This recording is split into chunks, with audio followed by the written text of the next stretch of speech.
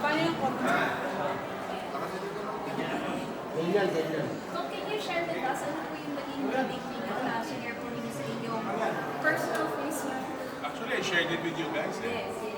Diba? Nakita nyo sa party leaders meeting lang kanina. So,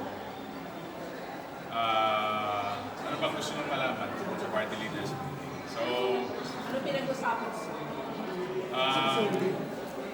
well, pinag-usapan natin yung direction ng house. At yung focus natin, syempre meron tayong budget na kailangan tapusin, na dapat palampasin. So, mainly it was focus on the budget and yung priority measures ng ating Pangulo. And as you can see, nagkakaisa po ang House of Representatives. Nandun po lahat ng mga party leaders, nandun po ang aming majority floor leader, nandun po si Speaker at mga ibang deputy speaker. Sir, sorry mga reiteration of support for the House leadership. I think the photo will speak for itself na kita-kita na nagkakaisa po yung House of Representatives sa mga party leaders. And you're with the Rhetorical statement lang, sir. There's no change of leadership. There is no change of leadership. Pero may mga attempts to change the leadership. Well, maraming chismis, pero sabi ko nga, chismis. Ibitzers, mga bulong-bulong. Pero as you can see, the house is one, the house is solid, and there is no change in leadership. Sir, so may nag-attempt pero failed? Hindi ko alam kung may nag-attempt, pero maraming chismis. Sir, kompleto pa ba? May pag-usapan naman yung mga deputy speakers na dumating. As far as I know, kompleto. Sir, na yung with Lakas, but yung NUP medyo may gulo yata. Ano po ba, andun po ba, present po ba yung Sipo? I cannot answer for other parties. Siguro mas maganda kausapin nyo yung mga party leaders ng NDP. But DS Puno was there also, sir, He was not there. sa meeting po ninyo? Ano raw po sabi, bakit wala po si DS Puno? I did not ask. Pero sir, yung recommendation by monitoring the budget, naka-apekto ba yun dun sa chemistry ng leadership? Well, ito sa recommendation, pero hindi naman siya action. So, tingin ko naman I think you should also ask him why he was not there during the meeting. Mahirap naman po magsalita in behalf of DS Puno. Pero, as you can see sa photos, talagang halos kumpleto naman po kami. But he continues to be deputy speaker. I think so. Wala pa akong information. Actually, parang mas advanced na yung info. As far as I know, wala pa akong change. Sir, may narinig kayong co-collect daw po ng signatures for Kong Albi to be speaker? Tawag lang yung naririnig ko. Tawag lang. Ano, can you expound on that, sir? Kindly May tumatawag sa ibang members. Pero hindi rin nagpapakilala. Ano pong sinasabi, sir? Hindi ako tinawagan eh. Ano narinig mo, sir? Sabi sa inyo naman. Hindi, sabi lang ng mga ibang members. Pero nothing concrete. Parang nag-start po to before pa ng 20th Congress. Same na mga parang sentiments.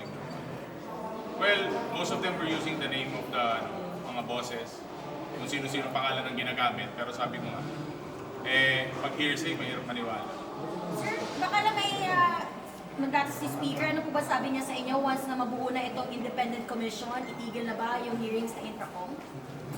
Well, sabi nga natin, hintayin muna natin yung, I'm sure magkakaroon ng press briefing or press release tong independent commission. Then, titignan po natin, then we will react after the independent commission. But still, the House remains and the House will still do its job na yung oversight function natin.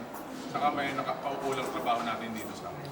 Sir, are you okay with publicizing po yung SAL-N ninyo? Kasi yung Akbayan Reform Law, they filed a resolution para atasan ng SecGen na i-request po sa mga members.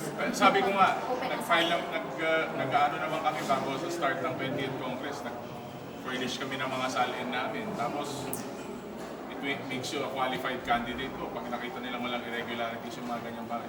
Doesn't matter with me. Sir, what's your take po doon sa sinabi ni Pangulo sa publiko na wag masyadong galikon? Kung papaniwala doon sa mga aligasyon, mag-name drop ng mga kongresista, mga lawmakers, at iuugnay sa flood control? Well, kasi nakikita natin ngayon parang yung mga iba't ibang opinion, parang ang dating ng mga opinion, saka mga statement, pati mga comments, even social media posts, comments, reactions, parang dapat ano na siya, yun na po yung katotohanan. So, sabi ko nga, kung matutuloy na itong independent commission, then meron na pong mag-iimbestiga.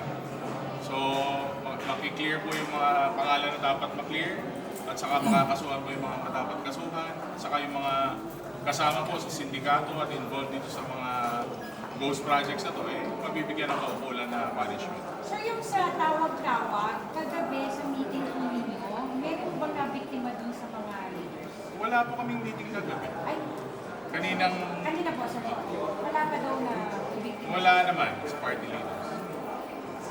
Sir, just to clarify for the record, para saan nga po ulit itong pag-reaffirm ng support para po kay Speaker? Hindi, party leaders meeting to. So, we have it regularly para po yung mga administrative concerns, saka yung mga iba't ibang pong kailangan na priorities. Siyempre, number one po na priority natin yung budget.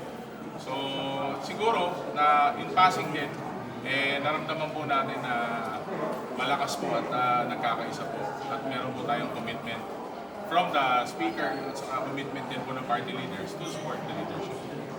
Sir, kahapon nasa tri-panel meeting po kayo ng Infrastructure Committee. Yeah. And meron na rin po yung statement ng Pangulo na aalisan na ng pondo ang flood control projects. Ano pong reaction po niyo? Well, ang alam ko, aalis na ng pondo yung mga hindi magka-qualify. Kasi di ba, na-mention yung sa Project NOAA, kailangan po nandun ka sa red zone o kaya sa mga vulnerable areas para po mag-qualify yung area mo for a flood control project. Siyempre, hindi naman po, porque kunwari may 50 million yung flood control mo, ibig sabihin, kumpleto na po yung flood control mo, hindi po ganun. Intricate network po yan. So, yung mga continuing, saka yung mga areas po talaga na flood prone, I'm sure the Office of the President will consider that. At gagamitin nga po, i-empower po yung pinondohan ng DOST na Project NOAA para gamitin po as basis po for continuing or pagpapondo po ng flood control project na kailangan. So, napag-uusapan na ba saan pwede i-realign yung mga maaalis na budget sa flood control? Well, maraming talks since ongoing pa naman yung budget. Siyempre, ang priority natin, agriculture, schools, hospitals, multipurpose buildings. Lalong-lalo na po, malaki po yung backlog natin sa last year. So, parang nandun po yung reprioritization natin. Sir, the party leaders meeting kanina was held this morning. So how's the Speaker despite all the controversy and infield dito sa Well, Speaker Martin Romualdez is a manager. So, alam niyo naman po na very well chronicled po. He came from the business sector. So, he handles everything like a manager. So, very cool and calm naman siya during the meetings, like he always is. Yung mga kongresista, sir, kumusta po ngayon? Despite all the issues. Sino kongresista? General moral po ng House. Okay naman. Ako sa palagay ko okay naman. Pero syempre, the House is, there are a lot of issues thrown, not only in the House, the Senate, the Executive, the DPWH. Pero again, we are in the world of politics, sabi ko. Kasama po lahat. It comes with the territory, sabi ko nga, if there's an independent commission that will conduct its investigative work, then we welcome all of it. We welcome the innovations that we will be addressed or kung ano man ang maisip ng House, kung may bagong innovation, if we're gonna go digital, if we're gonna go contactless procurement, if we're gonna go PPP, kung ano man po yung mga innovasyon na yan, welcome po natin lahat yan. Para po, syempre, magkain po pa rin ng trust sa katiwala po sa ating public. Yun naman po number one. What can you say about the allegations of Mayor Magalong na mas marami kongresista involved sa sindikato sa mali-maliang flood control project? Well, these are allegations. So, madali lang po magbigay ng mga ganyang komento ngayon. So, pero sabi ko nga, malaking bagay po na magkakaroon na ng independent commission. And if confirmed po yung reports, I think he will be part of that investigative commission. Pero hindi ako sure, baka mas may balita kayo tungkol doon. So, we'll let it be handled by the executive. May advice mo sa Speaker kay Congressman Salvi, lalo na't pinag-iimbitahan na po ng Infracom. Well, naimbitahan po siya ng Infracom, so may niantay po natin yung response niya. And again, it's better to contact his office or talk to him na maganda rin po na personally niyang i-address yung mga concerns. Although, yung mga kasama naman po niya sa party list nag-comment na rin po. So, I believe we have to wait for his response. Mas maganda po siguro ganun. Alright, thank you, sir.